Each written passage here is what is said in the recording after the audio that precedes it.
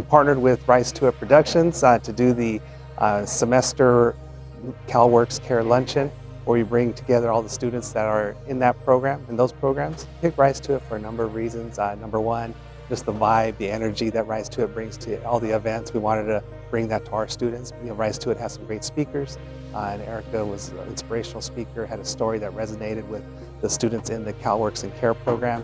So we wanted to be able to bring that gift to our students. And third, on all the production crew, from the film, the video, the sound, the music, the photo booth.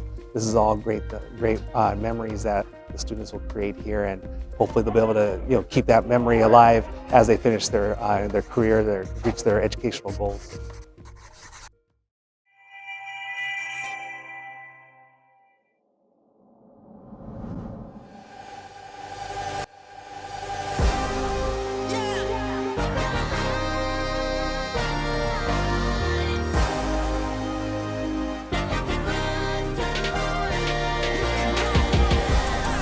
When your back's up against the wall, just know you got a place to stay.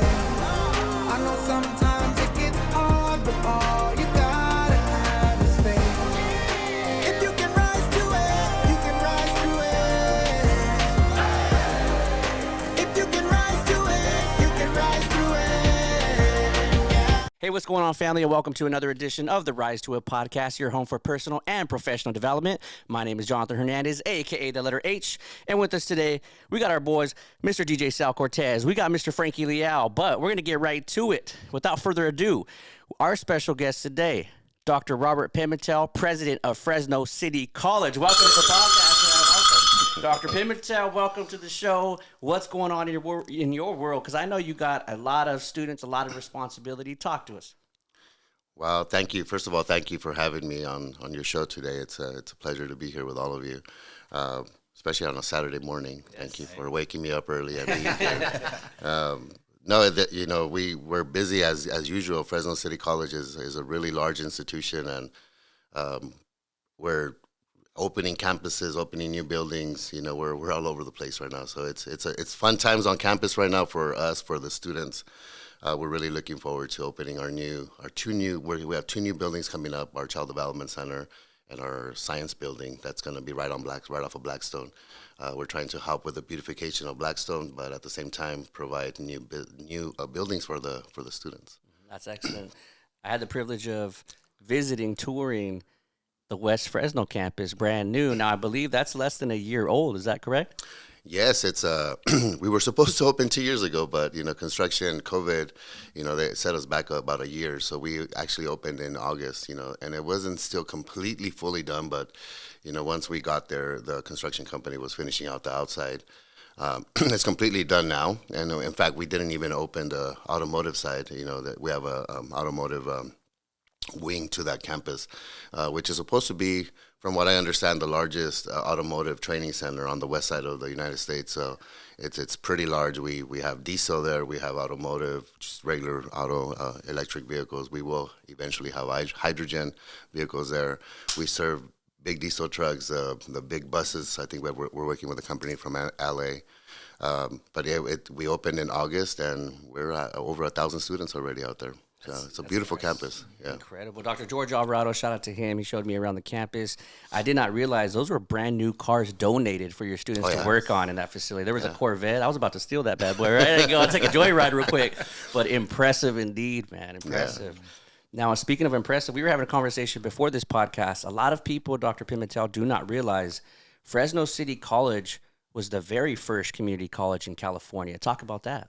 Yes, so we are 1910. We're the oldest in California by a year, I think, or something like that. And I can't remember where the second one is at. But we do have those conversations when they're in the same room with us, and they believe that they were first, but they weren't. We are the second in the nation, actually. So we're the second community college. So we're pretty old. We have a lot of traditions, a lot of history. So if you walk on campus, this is why it looks why it's such a beautiful campus. It looks like Harvard almost. Yes. It's a beautiful place. Yeah. Excellent. And speaking of this beautiful place, it carries a lot of beautiful people. Now, a lot of people are unaware as well.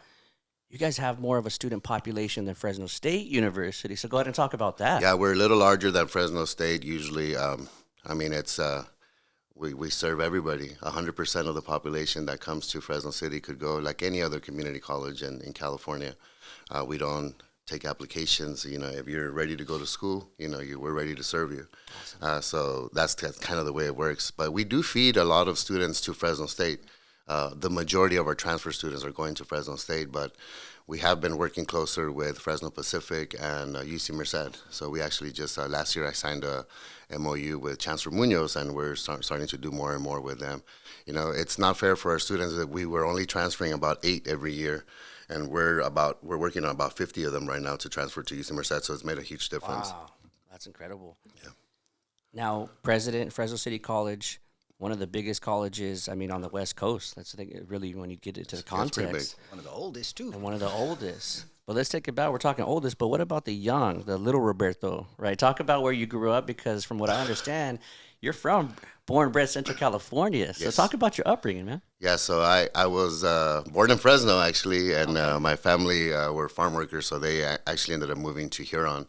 And so I grew up in Huron and Coalinga, that area, my whole life, and it's really hard to leave a small community when you're born and raised in a small community. So my parents are still there, they still live in Huron, and I go 2 or 3 times a week over there. I in Coalinga, I lived in Coalinga when I worked at West Hills College. I spent 18 years working at West Hills College. So I spent 18 years there. So when I worked there, I lived there. And then I ended up moving to Hanford just recently, but I've been in the Valley my whole life. Yeah. That's awesome. Now, Frankie, I know on the last episode we were talking about Fresno. Dr. Saul Jimenez, when he was on our show too, we talked about putting Central California on the map and really representing, taking pride in where we're from. What do you think makes, from your upbringing in Coalinga area, the 559, now you really have a lock like on Central California. You're very visible in the community, right? What do you think makes our region unique compared to not only just the nation, but places in California like Northern Cal and SoCal? Well, we're a very unique place. We serve, I don't think people realize the diversity that exists in the Central Valley, especially when you're in the outskirts of like the major city like Fresno. We have such diversity. It's so awesome to be around so many different cultures, so many different people. In fact, on my way over here, I was talking to our chancellor and the other presidents. We were talking about Ramadan and, how are we going to promote that to our students or to our faculty to make sure that they understand some of the students may be tired during that week. And, so we have to think about so many different things. So it's awesome to be in an area where it's so diverse. Now, of course, when you're in the outskirts, like in Coalinga, Huron, primarily Hispanic population, that's our people. And of course, we understand them. I count one of them. But in Fresno, that was a challenging thing at first for me. It's really getting used to the diversity. I remember walking on campus my first day. I was a vice president of educational services, and what that means is basically the head researcher for the campus and planner. I walked on the campus, and my office was in the library, and I remember it was during the World Cup. And I remember people wearing like Russia shirts and Syria and all these different countries. I was like, wait, what about Mexico? Mexico's nowhere represented. And so I didn't see a Mexico jersey for a while, and I was surprised because, when I was in Coalinga, that's all you would see. So, that was the neat part, just really learning about traditions and learning about everybody's culture. And, we got to learn everybody and treat everybody respectfully, right? So when I was there, I started talking to students. I love talking to students. That's my favorite thing. So I get around campus and I talk to students and I get to meet them. And, some of the things that they have to share, you'll be surprised how much in common we all have. At the end of the day, we're all very similar people. It's just different life experiences, right? So.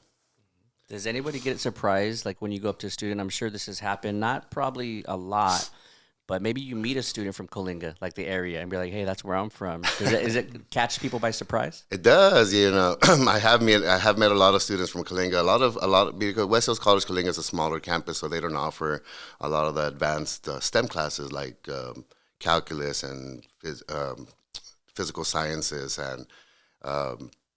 I'm blanking out now. So some of the higher level classes, they're not offered out there. Not all the time. They're offered like once a year. So in order for students to, if they want to be engineers or they want to go into the medical field, they have to take those advanced classes. So they end up driving all the way out to Fresno City to take those classes.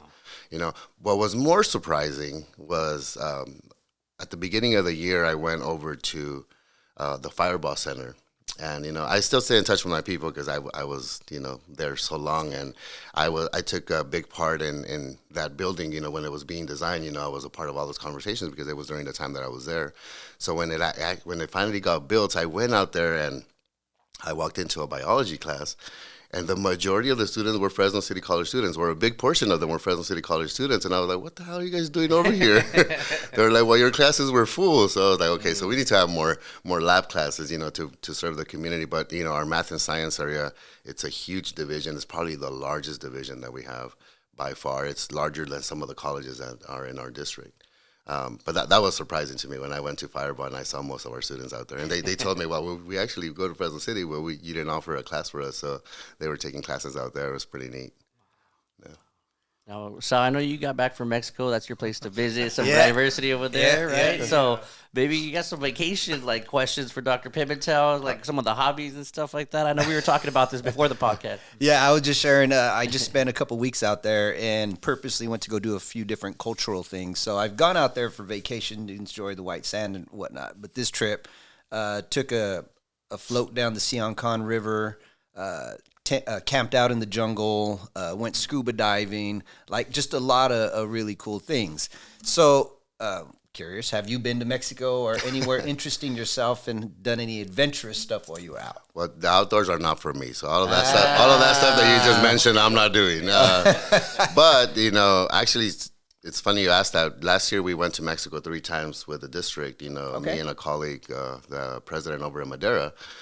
We took many trips out there because we are developing partnerships with them, and we're trying to get some more partnerships they're our neighbors. The majority of the population here, I think 55% of my students are Hispanic, and a lot of them are from Mexico.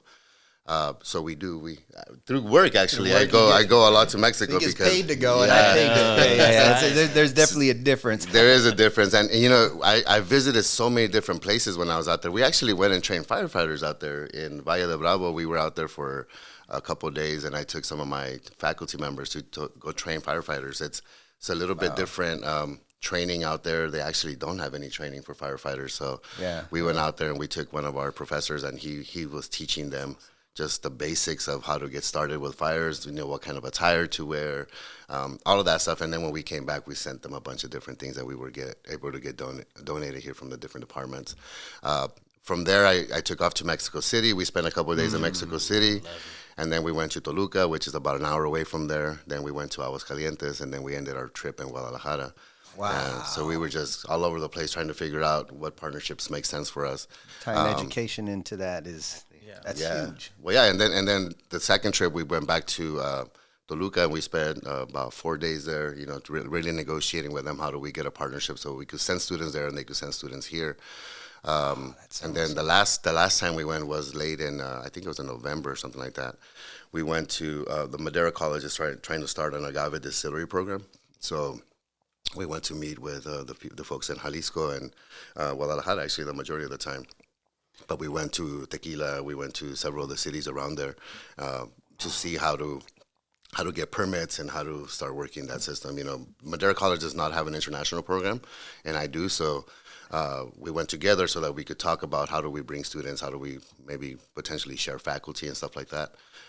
But then they were trying to figure out, like, how do we produce things out of agave without getting in trouble, because tequila is very, very restrictive, to the area, to Jalisco, Mexico. I don't drink. I've never tasted alcohol in my life, and I know more about tequila than I care to know about just because of that trip. I love this and the swapping of students. While I was down there, to see for someone from here to go to school there and experience real, true life and culture, and then someone from there to come over here and experience what's here, that's life-changing. Some of the stuff that I saw out there that really stood out to me. So my trip, I stayed in different areas. So I dotted the whole Riviera Maya coastline. But I wanted a locals experience. Rented a car, ate where the locals ate, hung out, a little shack on the side of the road, eating ceviche, that type of stuff. But as you're driving, you see things that you'll never forget, that you'll never see here ever again. Probably was a thing in the 60s, 70s, maybe early 80s, but you don't see it anymore. Mopeds going down the road with 3 guys on them holding a ladder and a toolbox, right? And I'm not even kidding. It's like they're just hustling. You'll see a family, you know, dad here, baby here, mom in the back, baby here, and they're on this little tiny moped. Imagine going down 198 or a 4-lane highway, right? And they're on a moped. Oh yeah, for sure. And everyone's going around them, or they're splitting lanes. One of the ones that was impressive to me was seeing there was the dad, the wife. The wife had the baby. The wife had a cast in her leg and crutches, and then they had like bags of groceries in the front, and they're just getting stuff done. But people that will never see that in real life can't understand the grit that we have as humanity to be able to get stuff done when you just need to get stuff done. So I think it the value there, aside from the educational, was the actual real life that they'll see and experience. They come back, and the others that see it over there come back and sharing it. I think that's where it kind of balances things out. So that's amazing that you're doing that and able to, if it all works out. And it's important, I think, for culturally for our students to go. You know, one of the things that we've learned when we were there is how much more advanced other countries are than we are in our math, science, technology, and engineering. Even in Mexico, when we went to the universities they're so much more advanced in a lot of things. I'm not saying from our universities, because we have top-notch universities in the U.S. and even in California. You have UCLA, some of the UCs, top-notch universities. But the students there, when they're in high school, they're getting way more mathematics. You know, they're getting a lot more of that technology stuff. And, you know, they may be behind in some areas, but when it comes to education, I think we have a lot to learn from other countries, you know, not just Mexico, but I mean, I send my vice presidents to Sweden. One of my vice presidents is about to go to Sweden. We're recruiting out there. The other one just came back from India. You know, Omar was out there, right? Yeah, Omar was in India for a week and a half, I think, or something like that. And then my other vice president was supposed to go to Yemen. You know, so we're all over the world. You know, we say at Fresno City College everywhere, literally everywhere. We're everywhere. We're trying to be everywhere to try to meet where the students are at. But international education is very important to me. I have about 120 students. Since I've been there, I've grown the program by 40 students. You know, I brought in a director that's amazing, and I'm trying to get to 200. You know, in the next 5 years. So that's the goal. Try to get 200 students on campus from different countries. You know, that when you have that kind of diversity, you know, they share the food, they share everything else, and we have a lot of events on campus. It's really neat to see that from our students here locally, because, you know, let's face it, a lot of our students are not from well-off families, so they don't have an opportunity to visit other countries, you know, but so bringing the countries to them, sometimes it makes a big difference. Yeah. For sure. From an educator standpoint, because we also have another educator right here, Frankie Leal, Selma High School. Maybe some insight. I've been going back to Fresno City a lot, you know, lately, and I've enjoyed my whole experience there at Fresno City. The instructors are really good. As a matter of fact, I was just talking to a couple of the instructors, and they want me to go in there and possibly teach them like some video classes or some photography classes and stuff like that. Awesome. But what I wanted to ask you, Robert, was, when did that become a goal for you to become a president? You know, did you see that vision in college, or was that something later in life? I never wanted to be a college president. In fact, you know, when I was applying for the job, I still didn't want to do it. It was one of those things that kind of aligned with, you know, it was the right time at the right place. I don't think I would have applied anywhere else. You know, there's always opportunities, you know, out there. You know, when you have it, I've been in education. I'm going on my 25th year. You know, so I've been in education for a very long time, and all of it has been in community colleges. So I have a lot of experience. I've been around. I mean, I haven't been around a lot of colleges because I'm pretty loyal to my places where I end up. But, you know, I did have opportunities to apply other places, and, you know, I getting called by recruiters, you know, you should apply here, you should apply there. Yeah. And I said, nah, you know, college presidency is not something that I've ever wanted to do, and I didn't feel like it was the right thing. Not for me, because, you know, I do too much, you know, and a president role is a very busy role that, you know, keeps you busy day and night and every day.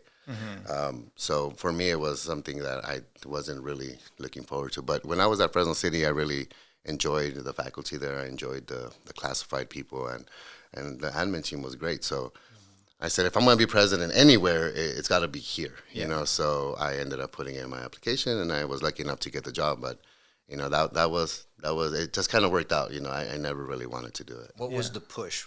You didn't want to do it, but was it someone saying they saw it in you, or was it just something and I didn't want to work for somebody that came in and changed the the direction that the campus was going. So my previous boss was doing a pretty amazing job with what she was doing there, and then she became our chancellor. So the last thing I wanted was for us to go in a different direction. You know, we do a lot of equity work there. We do a lot of work that's really changing the way that we look at students. And I thought to myself, if somebody's going to come in and start changing that, then I'm going to have to look for another job because I don't want to work for somebody like that. So then I applied and I got it. Yeah. So that's kind of the way it worked, but it was never, I still don't want to be a college president, you know, but it was never in something that I was thinking like, oh, I want to do this. Yeah. Well, that was my next question was, now that you are the president, do you see yourself doing that for a long time, or well, I kind of have no choice now. No, I mean, I'm 45 years old, and, you know, usually people wait, you know, until they're in their late 50s to go into a role like this. I kind of took the leap and did it now.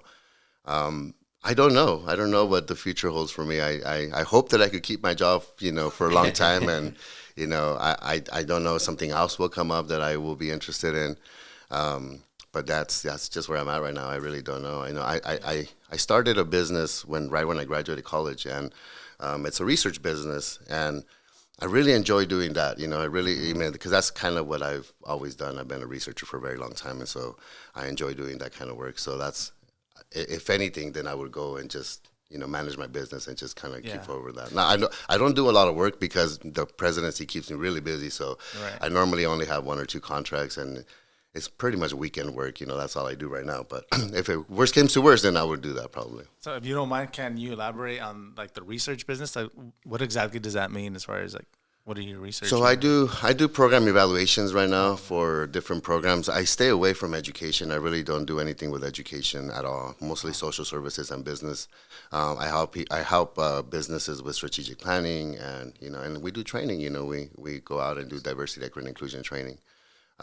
So my partner and I, we do a lot of different things with, we're trying to get into like the police officers, to train police officers on different areas.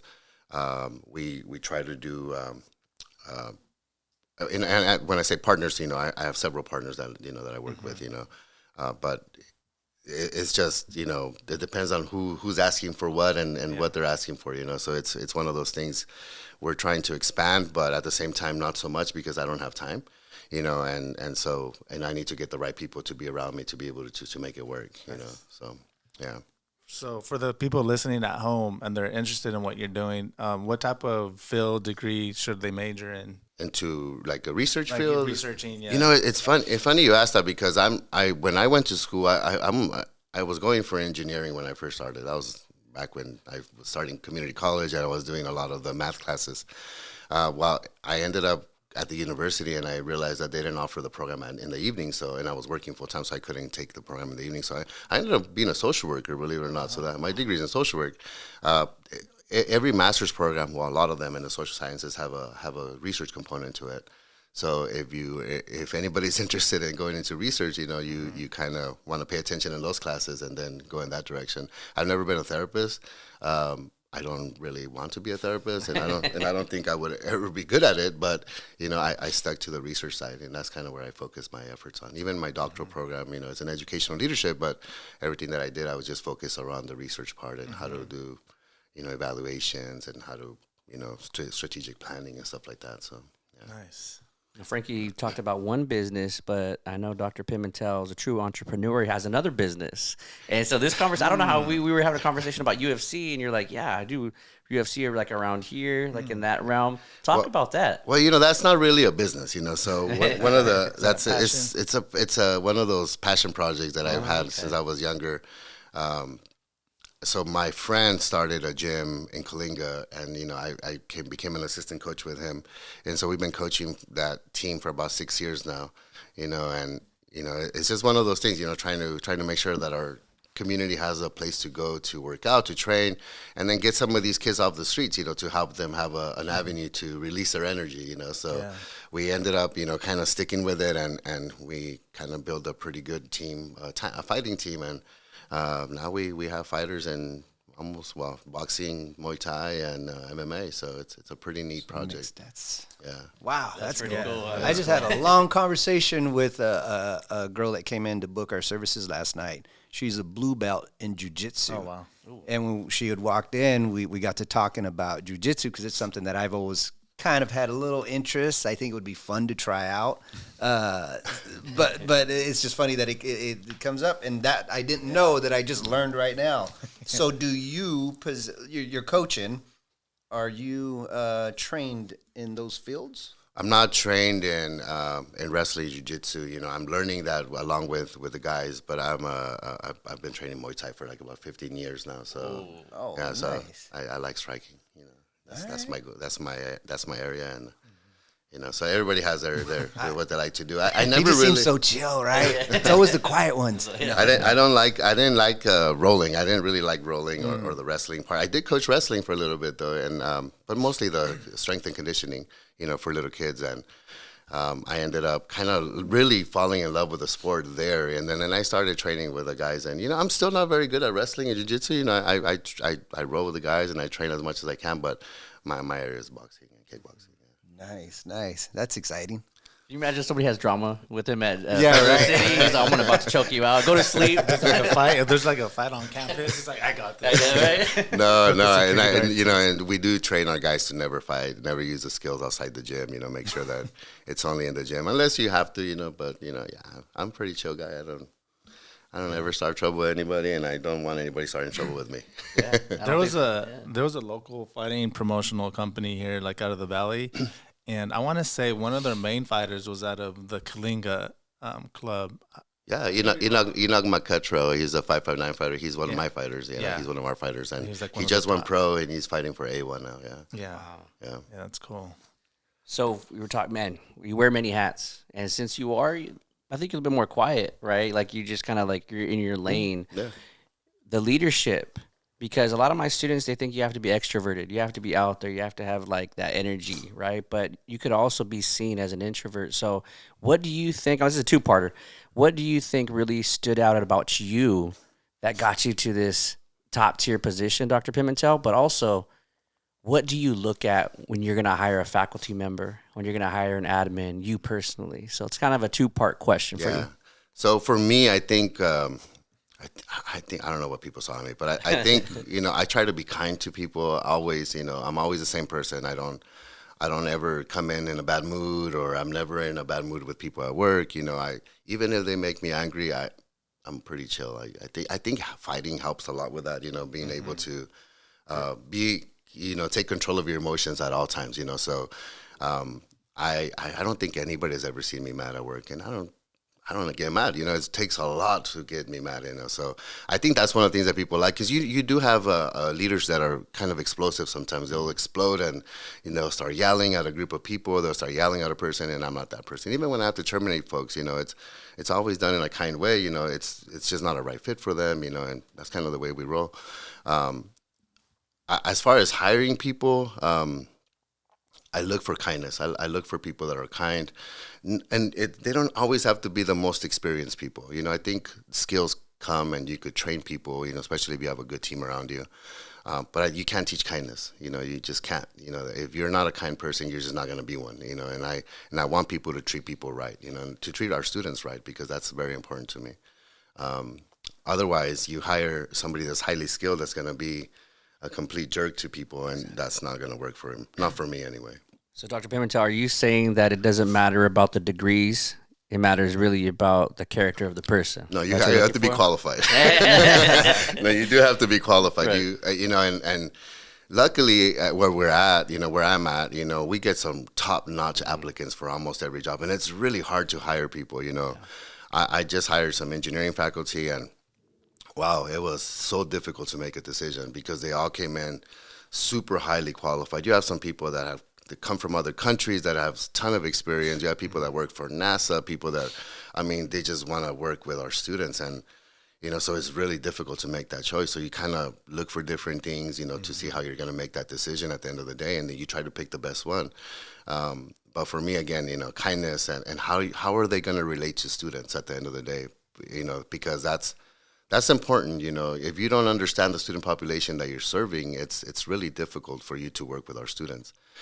We're not a UC. We're not a CSU, and I don't want to pretend to be. Mm-hmm. So I need our faculty and our staff to understand that we're not there. We're not those, so the population of students that we serve is completely different.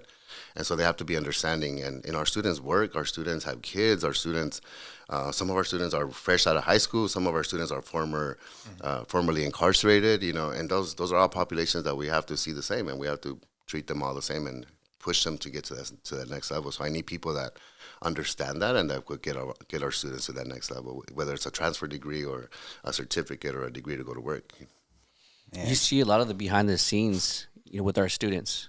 And I say our students, community college students, and it sounds like you're a proud community college product yourself, correct? Yep. Yeah. I went to West Hills, and when I graduated, I went to straight to Fresno State, and went to Fresno, and then I went to Bakersfield, and I graduated from Bakersfield with a master's, and then came back to Fresno State. That's awesome. What are the behind the scenes that people don't know?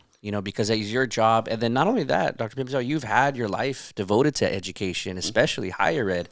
What are the challenges that you see, especially post-COVID, that our students are really enduring currently?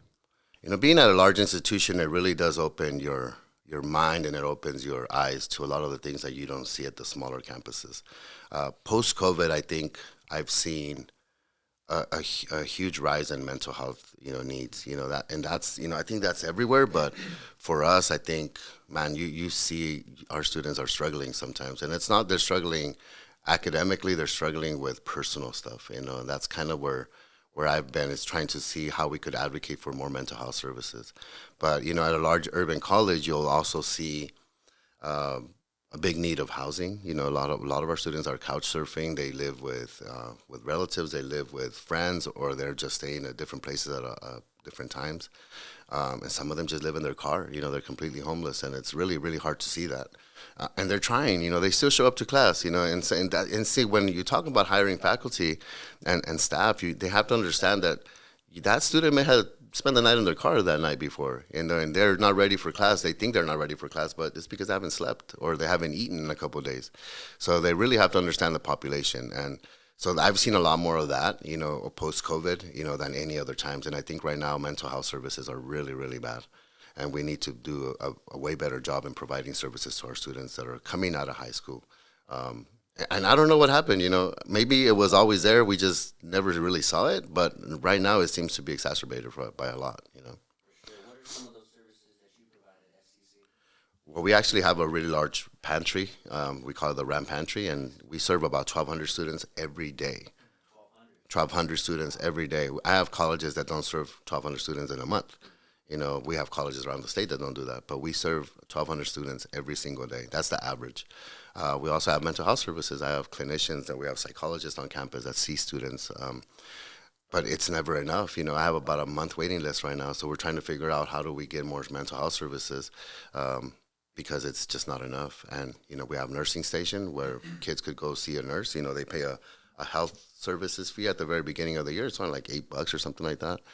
Maybe it's a little more, but they get free nurse. They get a nurse. They could go see the nurse for a headache or, whatever is going on in their life. They could go see a nurse there, and they'll make a referral, or they give them medication there, or they'll help them out with whatever over-the-counter stuff they could do there. We also have housing. We have a little bit of housing. The programs that we have are smaller compared to the population and the needs of the population, but we do have housing programs. And we are working on doing something around housing and building housing for students as well. So, Man, these are all things I didn't know existed at a community college. That's amazing. yeah, we do a lot. And I think the problem is that we do a lot with very limited resources. We are the lowest funded, the system is the lowest funded of all of them, and we are expected to do a lot more because of the population that we serve. So it's really tough. What kind of student were you? Did you graduate from Coalinga High School and then go into I West did, Hills? Yeah, Okay. yeah. So when I was a high school student, I wasn't that great of a student. I was maybe a 3.0 student, and I didn't know what I wanted to do. At the time, I remember having a counselor that told me that I was going to be a motorcycle mechanic. I had never been on a damn motorcycle. And they wanted me to fix one. I was like, I've never been around one. Like, how am I going to fix this motorcycle if I've never been around one? So, that was during that time, with counselors believed that Hispanic kids should go into doing something other than education, right? So it's still funny to me that, that counselor was pushing really hard for me to move in that direction. Is that counselor still around? Can you talk to him? I don't even remember what she looks like, but it's funny because she's probably still around, I don't know. But when I wanted to be a college student. I wanted to go to college. I wanted to be an engineer. That's what I wanted to do. I like to play with things. I've always been that kind of person. So I didn't end up doing what I wanted to do, but I still get involved. I do construction work on my houses, and I try to do all that stuff by myself so that I could continue to play with my hands and do things with my hands, But when I was in college, I was a really good student. I think I was a 4.0 student the whole way through, so yeah.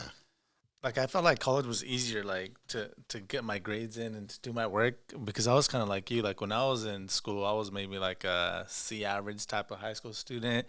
And I thought I was just kind of like dumb, right? Like, man, like, I'm just not smart. I went to college. I'm getting 4.0s. Like, I'm just like scratching my head here. I'm like, what the heck? Like, I'm a 4.0 student. Like, how come I didn't do this earlier, right? Right. So one thing I learned was that if you just apply yourself, like, it's just easy. You just have to read your book. Yeah, read the books. But you don't have to be a 4.0 student. I don't think that's what separates people from being a good employee at the end of the day. I don't think you have to be a 4.0 student. I think, getting an education and learning the material is what's important. How you apply it is a little different. I have students that are probably C students that are incredibly talented. They're incredibly intelligent, but school is not their thing. They don't like writing papers. They don't like sitting there doing homework and all that stuff. But if you put them in the world of work, and if you put them out there, they are amazing employees, because they're really smart. But that's not their thing. Their thing is not writing papers and all that. I love, I'm a researcher, so I love play with numbers and I like writing, but that's not for everybody.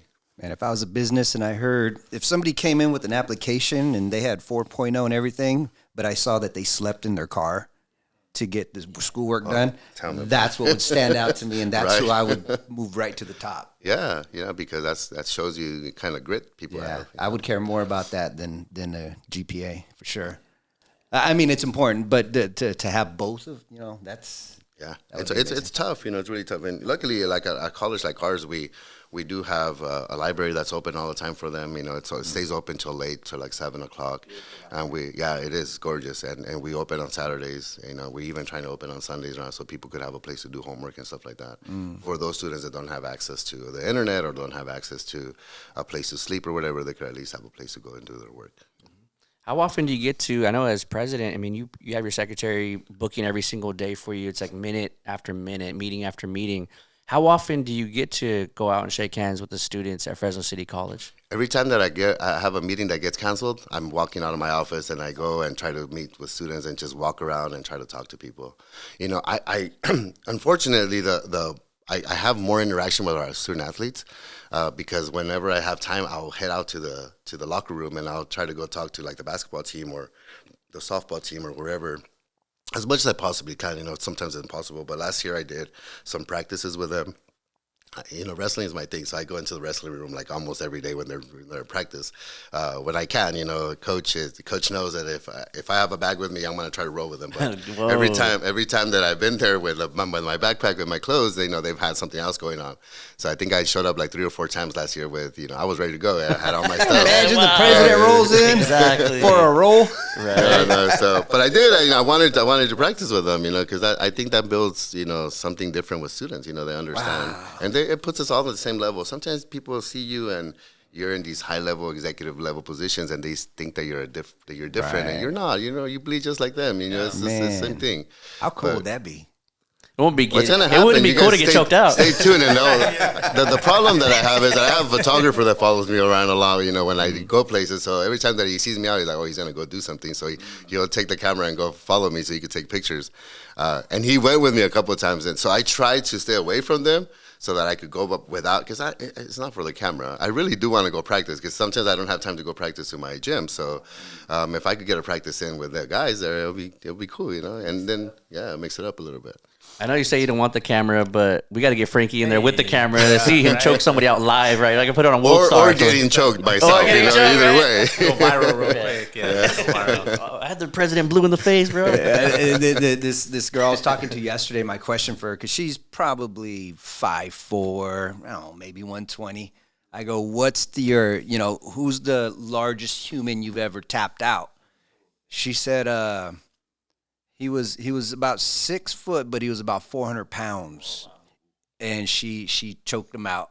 He goes, he bruised her ribs because when he crossed her, he rubbed his knee right across her rib cage. Well, you're supposed to. Yeah. But in a practice role, so she literally had bruised ribs. But she said when he did that, she snapped, got him, choked him out with his gi, and I was like, but for rolling and that. Just kind of it's a strong flex for you to do that in the gym and then just walk around campus and they know nobody can mess with them.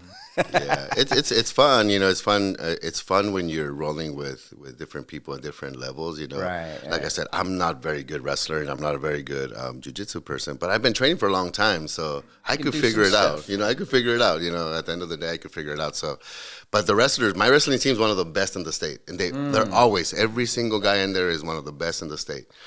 So we've been wrestling champions like 10, 15 times, you know, so state champions, you know, so we always win conference and state is something that we're always looking forward to because we're probably going to win. Is that something you pay attention to when you're recruiting or hiring for coaching? And Oh yeah, you know, but you know, the coaches that come to us, they're all top notch. You know, I hired a baseball coach last year and look at our baseball team. Yeah. Nice. I mean, I don't know what happened to Porterville, but I think we won by I think I sent you a message. Shots fired. Looked like a football score at the end. Yeah. I was like, were they playing basketball or were they playing baseball? Wow. Said no comment. But. And I was like, go choke out some of my players. Well, you know, it's funny because I sent that message to the president in Kalinga because the last game we had against Kalinga, it was 28-2, and it was at the bottom of the 8th inning. We still had 2 innings because it got too late. Oh, we have an amazing baseball team. Yes. We have an amazing softball team. I just hired a coach from Nevada, you know, the UNLV coach. You know, she came Fresno over. State Tigers, right? Yeah, yeah. So she came over, and she's now our softball coach. So we have pretty amazing coaches. You know, our coaching staff is pretty amazing, and they care about students, which is what's important. So, Man, this interview is making me want to go to Fresno City. Yeah, no, it's legit. This was like 6 years ago. We had like one of the top wrestlers in the nation at Salmo High School, Grace Figueroa. And she went to she's go our wrestle. coach. Yeah, that's what I was going to say. And then she's coaching at Fresno. She's coaching at Fresno City. In fact, I went into the locker room to see if they were training, but they were doing something else. I won't roll with the girls, but you know, I went to see if they were practicing because I didn't want to. It's a lose situation, right? If you roll with her, because you know you can. She'll tap kick out my and butt she'll probably, kick my girl, 100%. She's girl, like right? really It's a tiny lose-lose. too. It's a lose situation. Yeah. Super cool. Yeah, but Fresno State, I mean, not Fresno State, but Fresno City has always had a really strong, like, wrestling program. And even, like, with their basketball, too. Even, like, back in the day, you guys were pretty famous. Like, you know, Rayford Johnson was there. Yeah. This was when he went to Fresno State. Larry and stuff Abney, like that. yeah. I mean, my dad, we would actually go to the Fresno City games more often than the Fresno State. They were just more lit. They were more exciting. You know, And it's getting like that again. Our basketball coach, we took your basketball coach from Porterville, and so he's getting more and more acquainted with the team, with the area. So he's getting better players now. And this year we went pretty far. We got to like the quarterfinals, I think. So I think in the next couple of years we'll have a state championship. You know, we used to have a lot of state championship teams. But yeah, well, the first thing I did when I started being president is bought wrestling mats. That was the first thing we did because they were really old. And I told the coach, you want me to come practice with you? I'm not practicing those old mats. You know, we need to get some new ones. So we bought a really nice octagon mat, you know, so for the main matches, and that should be out. I think it's on order. It should be here in the next month or so. You know, so it should be cool. That's awesome. And the athletics program, like Frankie was saying, the long history of football, of basketball, baseball, like across the board. Now you guys have a new softball complex, correct? Right. We just opened one last talk week. about that. Yeah, we did a ribbon cutting for our new softball complex, and it was just something that needed to happen. Our girls didn't have a place to play. We were sending them to the different parks around town. You know, it was just not fair to them. So our previous president actually started that, you know, and we just completed it. You know, this I think in January. So we just opened it up, and they had their first game there, and they won their first 2 games. So against COS, actually. Wow. Yeah. Wow. So leadership, I know we all have similar friends, and every time we have a guest, we always have a connection somehow. And all of us have a connection with Robert now. Like we've understood that. The presidents that we've had on here, like Mr. James Preston, right? My bald brother from another mother. Talk about what you learned from them, because I hear a lot, Robert, about what they learned from you and what I learned from you personally. But maybe some of the presidents, the connections that you've had here in the Central Valley. Well, James Preston and I go way back. We were together for the whole time I was at West Hills. He was with me, and we were both deans at the same time. So him and I, even though he was at a different college, I was in Coalinga, he was in Lemoore. We did almost everything together. So we run things by each other.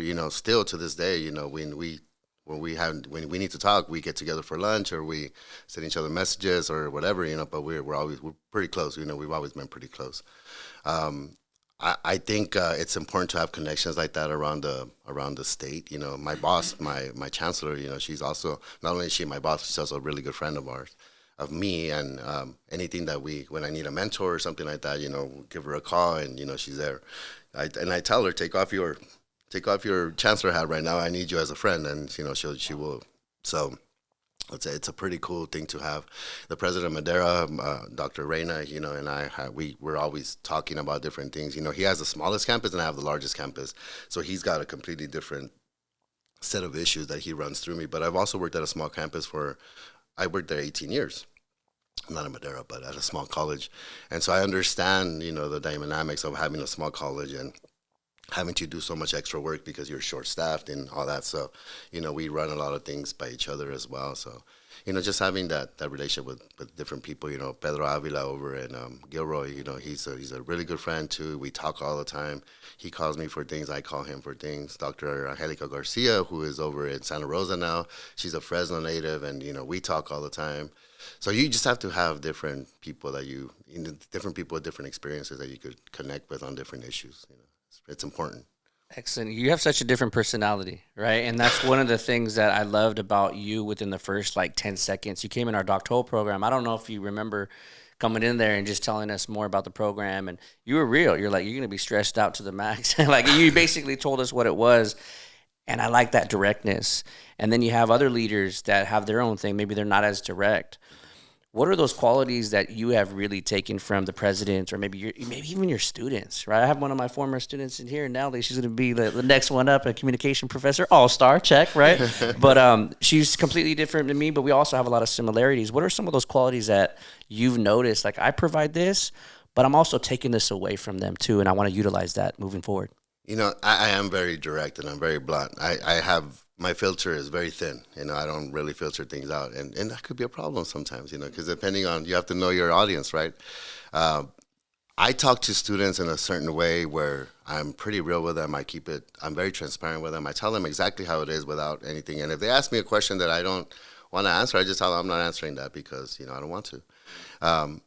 So Dr. Jimenez came, and he did a pizza with the president with me at Fresno City. We were talking about transfer. We were talking about different things. And when he left, he said, I am so surprised on how you could talk to your students and they have so much respect for you.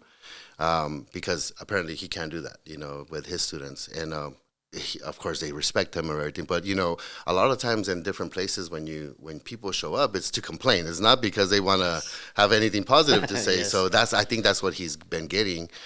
So he talked to me afterwards. He said, I really want to know. I'm really glad to see how you talk to students, because if I could do something like that in my place, it might change the dynamics on how these conversations go. But I also took from him, that I have to, kind of sugarcoat things sometimes, because sometimes you just can't tell people how it is, and so, and it's give and take, I really learned a lot from him that day, on how he talks and how he talks to students, but at the end of the day, my students know who I am, and I'm sure his students know who he is, but my students know who I am, that I walk around, I talk to them, I try to talk to as many as I can every time that I'm around, they just know that I'm the person that I am, and I don't know. Maybe I'm too real sometimes, or maybe I'm not. I don't know. Is that a common? I'm just curious because we get evaluations, right, higher ed, and they're more of things we could work on a lot of the time, right? The constructive criticism, and a lot of times it comes from people that are just trying to help us. What are those qualities for you that you've seen where it's just like a pattern on every single evaluation? You're like, yeah, I need to work on that. What's that quality for you? It's hit and miss when you have such a large institution. There's nothing really like there's no pattern. Everybody, if I wrote somebody up or discipline somebody, they hate me or they don't like me at all. And some people, I've done things for them, they really like me. So it just depends. It depends on the time of the day. It depends what day it is, So I kind of take those with a grain of salt. I have to, because I can't. If I listen to people and what they say about me, I would be stressed out all the time. I love it. That's some bar. You know what? That's a bar right there. I want to get that. And I think that's like for a lot of people, we want to be everybody's best friend. Some people, right? And I think that when I met you for the first time, it was like this person, like you immediately captivated me and had my interest because I'm like, I'm gonna get some real stuff right now. None of this sugar. I don't like to waste people's time. Exactly. That's one of my things. Even on campus, I am known for starting meetings on time and ending them as soon as I can because I get to the point, I follow an agenda, and if I get through the agenda in 20 minutes, good. If I get through it in 10, then we're out of there in 10. I don't have to wait 2 hours and talk about nothing. That's not who I am. I'll tell you how I know that he respects and really means what he just said. Yes. He kicked this podcast off and started it faster than any of the ones that we've ever had. Like, I'm not wasting no time. We're getting straight to it. For sure. I caught that right away. No, but I'm gonna bounce back on you too. The way we both, I think we here at the table, the way we value time, right? Because you don't show up on time, for events. You show up like 2 hours. And that's just your routine. That's your standard, like our last 3 hours. 3 hours. That's your standard too. So I think that's something that we can't get back. We could get money, we could get success, we get all those things, but you can never get back time. And I think we value that at the very high level. I do. And you got to value people's time, especially at a place where everybody's so busy, And sometimes people tell me, like, you scheduled this meeting for 2 hours and we were done in 30 minutes. I say, well, we went through the agenda pretty quick. And they get mad at me sometimes because, well, what am I going to do for the next 2 hours? I'm sure I could find something for you to do if you want me to find something for you to do. Man, I'll be off to the next restaurant. Okay, we're good. All right, let's go some tacos, man. That sounds good. Yeah, the couple of the questions that Jonathan asked you way earlier were the couple things that they saw in you, and thus far through this whole interview here, consistency has been the number one thing. Yeah. And the number two thing is his voice. This is probably the other thing they found. So can you add some bass in my voice on the post-production? Because, this guy sounds like Barry White, and I'm over here talking like Mickey Mouse. No, I was just imagining like on being a student, just have your headphones in, and then Robert comes up to you. Oh, yeah. And I'll be like, yo, like, are we ready to fight, right? Like, what's going on, right? That's so soothing. Yeah. No, but it works for you, Robert. And that's what I've consistently, on DJ Sal, the consistency that I've heard from other presidents, like, man, Robert's a real one, but it's also mutual respect because James Preston, oh, man, that dude is awesome. Like, so you see that mutual love. Everybody different characters, but really for the same goal. I don't think there's anybody in the system right now that we could say that, oh, we just don't like that person. No, I think everybody has, I think we all have our good things and our bad things, and I think having those relationships with different leaders around the state is really important. Mm-hmm. I think that core group too, because I don't know what it's like to be a president, and you see the behind the scenes. And so I think that's really, really imperative that you could share that also and be vulnerable with each other. Man, I'm going through this. You know what? Me too. Let's have a call. Does that happen regularly? Oh, all the time. In fact, yesterday I was having a conversation with one of them, and we were talking about starting almost like a help group for presidents, to try to, sometimes, you deal with some stuff that is just like, you just can't believe it. And you're just like, wow, I can't believe I'm dealing with this. It's, you have people just harassing you for no reason, or you have people that show up to a meeting and they're just talking negative about you or what you're doing, and it's just like you don't feel like you've done anything wrong sometimes. But like I said, it depends on the place. It depends on who's talking. People will show up to the board meetings and will just say some nasty things about you sometimes, and it's just like, wow, you didn't feel like people could be that bad, and you experience it as a leader. I know we experience it as presidents, and our chancellor experiences all the time.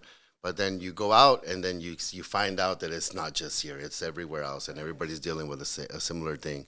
I have to say though that I've never really dealt with student problems like that. It's mostly it's mostly the staff and the faculty that are really kind of being a loud voice and really sharing, which is fine, but sometimes I just wish that they would be a little bit nicer, that, 'cause sometimes, they think that we don't have feelings, and sometimes it's just like, that kind of stings a little bit, Extend an invitation to the mat. There you go. Yeah. Sometimes, let me tell you, man, sometimes I'm just like, man, let me go get my gloves out of my car. For sure.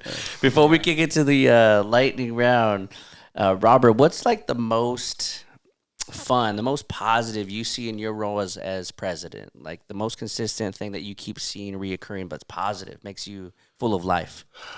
Every time that I see one of my students just be the spotlight of the state, or be the spotlight of the region, or be the spotlight of the national, at the national level. Every year it seems like we have 3 or 4 students that are just out there, they are going to do great things, and we bend over backwards to make sure that they get to that next level. Last year I had a little girl that she's going to do great things, but she had this thing that she needed to go to Texas to do it was like a training program, at the same time like a certification of some type, and it was with NASA, and she was doing some things, outer space, and a bunch of different things that she had to do. And she was a Hispanic student from Sanger, and she needed $7,000 to get there, because it was like hotel rooms and food and different things. So that was kind of the cost. And she came to us. She came to her dean, and the dean was like, "Well, she's like, I have this thing. I got invited to it. It's very prestigious. Only 15 people from around the world get invited to that." And so the dean, she's like, "I don't have that kind of money, and my faculty can't raise that kind of money." I said, "Oh, she's gonna go. We'll make sure to get her there. Tell her, just plan the trip, we'll get her there." So I went to a Hispanic Foundation, and luckily, I have a really good relationship with them, and they got her the money. They got her like $15,000 in like 2-3 months. We got her like $15,000. Wait a minute, you said 7. What happened to the 15? Well, where'd that go, Robert? Where'd that go? She got a full ride to go to Berkeley right after that, and she ended up going to Berkeley. So we gave her that as a scholarship to go on, and plus she got all kinds of other scholarships. So she's taken care of. But this little girl's gonna be, I think she's studying medicine to be like outer space. Wow. It's like something I've never heard of, and it's like, man, you got to be pretty brilliant. And not only that, but she went to this thing that she went to, and she was the top of her class. She beat out people that had master's degrees in engineering, and from all over the world, from Russia, from Australia, from all over the world. So it wasn't like, oh, she was just beating out, and they were all men too, So she did the highest flight. She had something with G-forces or something like that. She withstood the most about all of them. That's impressive. She did so much in a week, and when she came back, we were incredibly proud of her. Of course, she's from Fresno, from all places, Fresno City College, a community college student, beating out all of these very talented folks from all over the world. Wow. And so when you see things like that, you just want to. It makes you feel like you're doing the right thing. Yeah. Investing in her, man, that's huge. That's huge. That's just one of them. We have a ton of students that have that experience. We also had some of our theater folks, our theater students that went. They got a huge award at the state level, so they also needed money, and we just got them the money to go and stay in San Francisco to go collect an award. I have a formerly incarcerated student ended up at Stanford, and we also try to help them as much as we can. I mean, they're just the stories are endless, but that's what keeps you going. Otherwise, I don't know what we would do. That's like a whole nother podcast to share those kind of stories. Yeah, right. It's super interesting because a lot of people out there that may have been in a situation where they're incarcerated. How do you imagine yourself getting from there to Stanford? This guy, he actually just sent me a letter. He wanted me to give him a letter of reference to go into grad school. So he's going to do his master's now. He's going to stay there. See what I'm talking about? And it's not it's something easy. I think he's doing it like in computer science or something like that. And he has a mechanical engineering degree. So, I mean, you spend 10 years in prison, and then all of a sudden you come out and you're at Stanford on a full ride scholarship, working on a master's. Could you imagine that? That's a movie. That's a story. Yeah, 10 books right there. Yeah, so I'll get you the contact. Maybe you could hit him up. And he actually, we got him a internship with Chevron. When he was at Fresno City, I was able to negotiate with Chevron because Chevron doesn't hire felons, but they hired him. Because he's a pretty talented dude. So yeah, you really advocate for the students. we have to. That's what we're there for. And if I have a voice, I'm gonna make sure that I advocate for my students. Yeah. Wow. Man, Wow. speaking of voice, DJ Sal, I think it's that time. It's time to do it. It's time to do it, man, for the lightning round. Give it up for the lightning round. So go ahead and explain this to Dr. Robert Pimentel real quick. Super simple. I'm going to fire off a few quick questions at you. We're just looking for quick, simple answers. But it's going to get more intense as we go down and as we get to Jonathan. So it's not a roast. It's just simple. And I usually break the ice super easy, right? So here we go. And again, super simple. Okay. We'll see. We'll see. We'll see. So I'm a music guy, so I always have to have a music-related question. Music or podcasts? What did I listen to? Yeah. What do you listen to? Music or Believe it or not, lately I've been listening to Spanish music more than anything. Yeah, so I only listen to. I like the newer stuff. Really, I didn't like it at first, but I like the newer type of Peso Pluma and stuff. Yeah, it just grew on me. For Yeah, some reason. yeah, So that's kinda- pulls up, bumping Peso Pluma. Right. and I do like I Pulls don't. the gi out, walking over to the mat. I had a funny experience, and when I was in Kalinga last year, it was during the time, it was political times, and there was this guy that, I was listening to Spanish music really loud, and I think he was going to tell me to turn it off. And then I got off, and I was a lot taller than him, and I was a lot wider than him. And I asked him, "Did you need something?" And he said, "Oh, no, I'm okay." So that's what I thought. That's funny. I think just knowing the martial arts part of it just gives you that just There's cool, an edge, chill, huh? Yeah. confidence. Yeah. I love that. All right, food related. Everything. Sweet or savory? Man, I'm a food guy. I love food, any type of food, but I think I like sweets. I think Sweets we'll go over the sweets. savory. Yeah. Well, let me double up on that one then. Savory or spicy? No spicy. I don't like spicy. No spicy. No. Spicy. All right. I'm gonna take you for that. I have really bad heartburn, so it kicks my butt if I do that. Oh man. Let me see here. So on a I know you got to dress up as a president or whatnot, but would you dressed up or I don't know, shorts and chanclas? Sweats and tennis shoes and a tank top if I can. All right, I hate that. When I was negotiating my contract, I was joking around with the chancellor. I said, if you could put in my contract that I don't have to wear a suit, I would love that. 'Cause I hate wearing a tie. They don't fit me. It's really hard to put a tie on. Yeah, he's got a neck like a tree stump. Yeah, for sure. All right, super easy. I'm gonna pass it over to. Thank you, DJ. Yeah, So let's go. you took one of my questions. Oh, by sorry. the way, but that means Well, maybe, that but you just we got lay- the same brain. We got the same You brain. just We're go a little thinking layer deeper on it. Yeah. All right. So first question. So I know during the week you're waking up early to go to work. What about, and besides today, Saturday, but are you waking up early on Sunday? Are you like an early bird or do you wake up later? Every day I wake up at 5 in the morning to go to the gym, and I get to work by 8 o'clock. On the weekends I wake up at 7. Nothing past 7. Yeah. Okay. So early bird no matter what, work No or matter not what, work. you're waking up I early. think that's part of getting old. You start waking up. You start waking up earlier and earlier. Okay.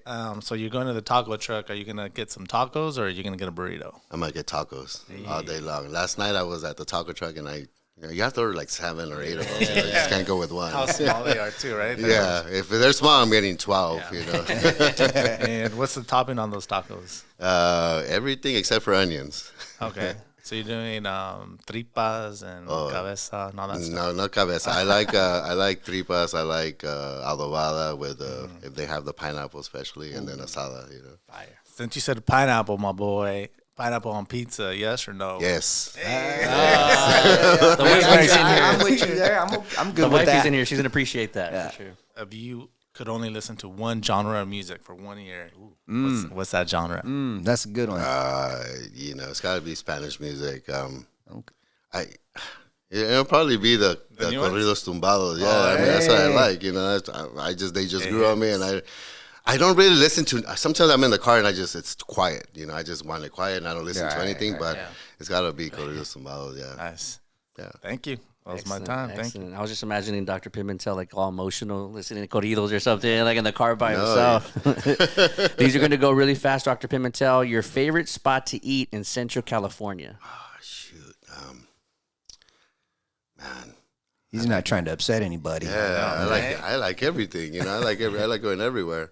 But it depends. Like you're talking lunch, you're talking dinner. Let's do Let's do dinner. I would say 13 Prime. Okay. I like that. That place grew on me after a while. place. I didn't like it at first, but it's good now. Okay, excellent. Favorite non-alcoholic drink? Non-alcoholic drink, cherry Coke. Ooh, I like that. We were talking about music. One music artist that you have in your playlist that would be considered as a surprise to most people. I was just listening to them. Taylor Swift. No. Joyner, what's his name? I can't remember the name. Okay. If you give me my phone, I could probably look it up. We'll have to put it for sure.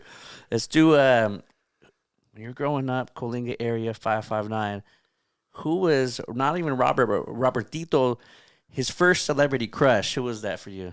I would say, what's her name? I'm blanking out on all these names now. She was with Brad Pitt in some movies. What is it? She's Angelina Jolie. Yeah. Okay. That I answered that too fast. The wife is here too. I better watch it. She's all Brad Pitt. Go back. We actually, it's funny when Brad Pitt was with Jennifer Aniston. We used to work at Taco Bell because I was going to college. I think I just 2 years or 3 years out of high school, and Brad Pitt drove up through the drive-thru, and I don't recognize anybody, of course. And I was in the drive-thru. My cousin was in the drive-thru. And he ended up asking for an autograph. He said, "Can I get your autograph?" And then Brad Pitt was driving, and my cousin looked at him. He said, "No, not you, dude, her." And so, and he was like so surprised. He's like, "I mean, you're very attractive, my man, but we like your wife better." Wow. Wait, where was this Taco Bell? In I-5. Wow. Really? Yeah. That's funny. Can you imagine that? Let's go to the I-5 Taco Bell. What are we doing here? We met a lot of people there. It's really. I think the best thing that passed through there were the Clydesdales. I just saw them the other day. The Clydesdales, the horses, the Budweiser. Yeah, Yeah, man, they were those just things at are beautiful. They did a little tour through here, so a buddy of mine was out there, and he's like, "Hey, they got the things." So I diverted and went to go check it out. Those things are massive. They're huge and they're Massive. beautiful. So well taken care of. Gorgeous. Yeah. Fill in the blank on this one. My go-to snack is Soda. what kind? What kind? Cherry Coke. How about the cherry Coke? Yeah. Fill in the blank. Leadership is Stressful. Check this out, Dr. Pimentel. If Hollywood made a movie based on your life, who would you like to see play Dr. Robert Pimentel? Oh, man. Everybody tells me that I have who do you guys think I resemble? I like The Rock for you, man. That's what came to mind instantly. It's the other guy. What's his name? He's all over. So he was just in Dune. What's his name? Wrestler too. Bautista. Okay. Yeah. So him, because everybody tells me that I kind of look like him. You'll have so. to do a side by side on the YouTube video. Yeah, on the potty. Yeah. Last question. When your time comes to a close as the president of Fresno City College, what do you hope to leave behind?